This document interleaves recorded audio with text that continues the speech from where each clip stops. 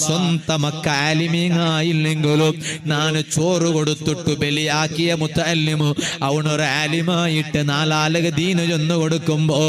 അവന് സ്റ്റേജ് കബത്തിട്ട് വാളു ചൊല്ലുമ്പോ അവൻ അതുപോലെ മുത്തല്ലിമീങ്ങൾക്ക് കിതാബ് ഓതി കൊടുക്കുമ്പോ പള്ളിയിൽ ഖുതുബ ഓതുമ്പോ മദ്രസത്തെ മക്കൾക്ക് ഇൽമു ചൊന്നു കൊടുക്കുമ്പോ ಅದರ ഒരു കൂലി ചിലപ്പോ ഈ ചോറ് കൊടുത്ത ഉമ്മാന്റെ ഹയാത്തിലിക്കൊണ്ടില്ല